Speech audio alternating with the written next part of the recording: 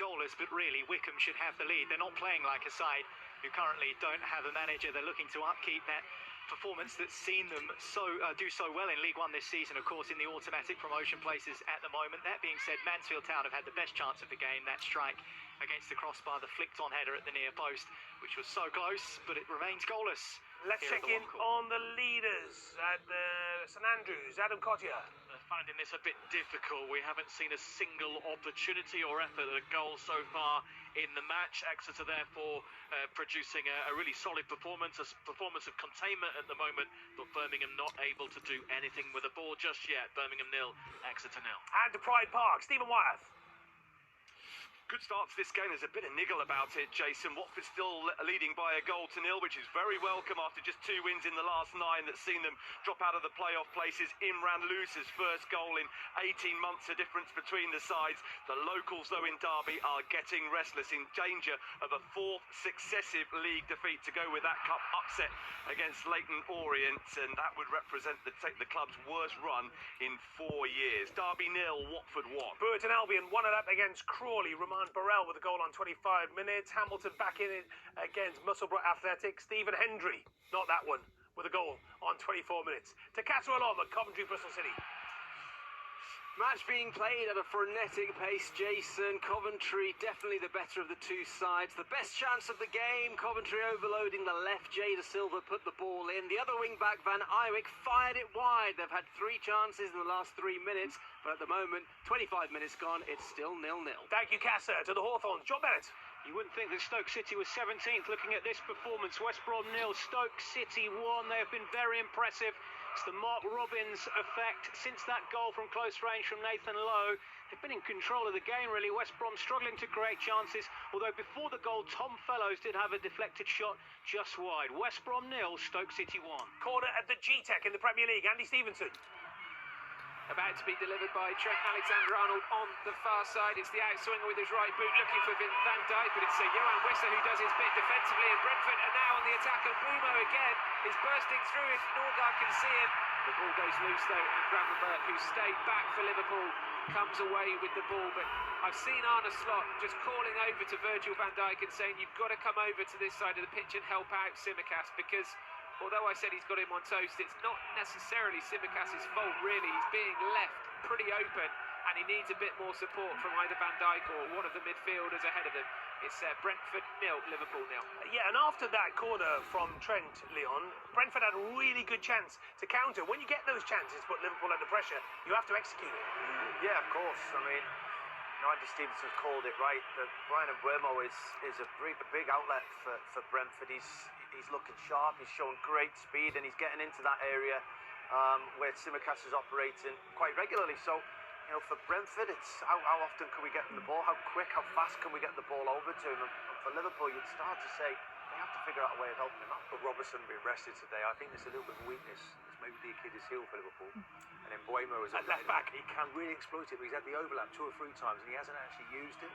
Maybe been a little bit selfish, gone for a shot that hasn't really come off. Interesting, Addison might have an injury. He's not taking the goal kick suddenly. So we'll look at that at half-time to see if there's any replacements. Yeah, no, good spot. Thank you, Martin. Right, to the London Stadium, Will Perry. Well, it's still West Ham 0, Crystal Palace 0. A pretty scrappy game, to be honest, but a glancing header from Lacroix, who got on the end of an Eza ball into the box, but it was easy for Fabianski to gather. And at the other end, Cresswell's free kick, acrobatically defended by Richards, just in front of his goalkeeper, Dean Henderson. West Ham 0, Crystal Palace 0. Oh, what a chance of the King Power, Selmore Kerins. What a chance. It is Leicester 0, Fulham 0, but the defender, Victor Christensen, got on the ball, controlled it ever so well. Amazing run right through the middle, got to centre of goal, and then put his shot wide. He did get a round of applause because it was a very good effort. However, it is a chance gone a begging for Leicester, and Fulham are just growing into this game. You sense potentially something might be coming from the visitors. It's Leicester 0, Fulham 0. Paulfeld chasing a playoff place on level against Newport County. Ben Garrity with a goal on 29 minutes. Bologna 3-1 up in Serie A against Monza. Notts County 2-0 up. David McGoldrick to thank for their second goal against Accrington. What a chance that is at the King Power, Leon. Yeah, I mean, great play from Christensen. Fulham wanted a foul. They're expecting the referee to blow his whistle. He doesn't. Christensen just picks the ball up, cuts inside. Good bit of skill for a left back. And It was as if he was surprised himself to find himself, about 16 yards out, centre of the goal, on his weaker foot.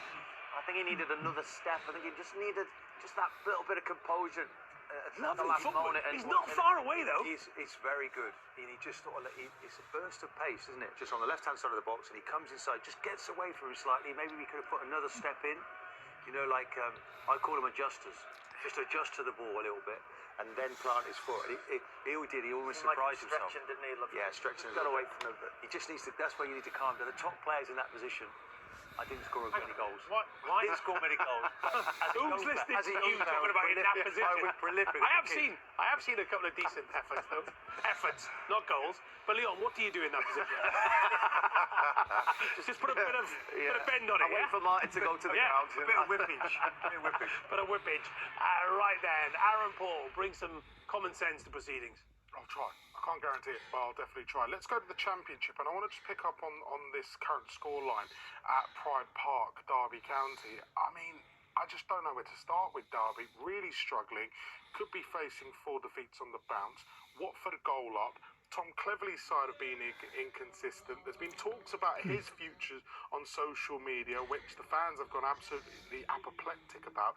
But just looking at the situation down the bottom, and 4 of the bottom 6 have changed manager. And I just wonder what that means in terms of impetus, in terms of fresh ideas. And I especially look at someone like a Luton Town. Matt Bloomfield has come in, heavy influence of what he did at Wycombe Wanderers. Did you know, Jason, no club in the EFL picked up more points in the calendar year of 2024 than Wycombe Wanderers under Matt Bloomfield? And to think, a year ago, he was under so much pressure.